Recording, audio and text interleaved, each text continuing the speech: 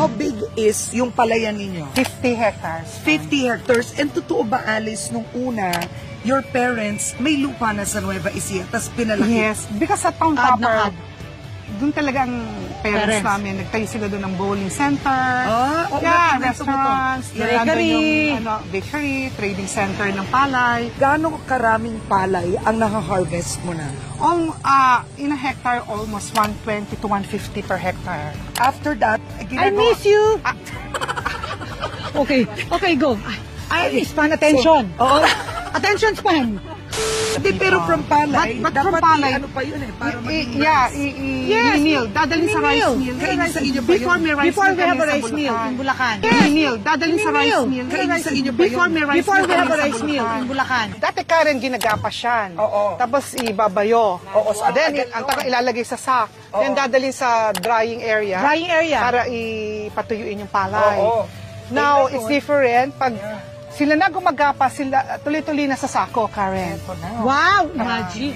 The golden palay. Yeah. You must be so fulfilled pag nakikita. Yes, that's true. Of course. Yan ang happiness. Yan ang gold chain. Happiness when you see your harvest. Yeah. Diba?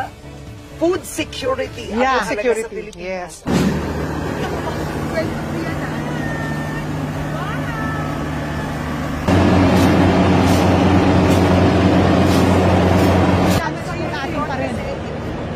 Ito na harvest season. Everyone is so happy every time harvest season. Oh my God, do you see the palays? From there to here. Pwede ba akong maging Secretary of Agriculture? Gusto ko yon. May gusto na pong trabaho ang isa dito. Oo, Secretary of Agriculture. Department of Agriculture. Hello! Ang tagal-tagal ko na po nagko-cover para sa news. Okay. At ang dami ko na pong nakitang mga Kalabaw. Ah, dear. Pero iba po ang kalabaw na to. Walang kadumi-dumi. Para siyang naka-lotion. Ay, dear, naka-lotion yan. Bago tayo ito ba dumating, to? bindrush. Hindi pa naglalos niya. Shampoo. Pero ba't ang linis ng kalabaw nyo, Manong? Nilinis po namin sa ilog at sinasabon po namin. Ng Head and Shoulders. Ajax lang po. Ajax. Ajax lang daw.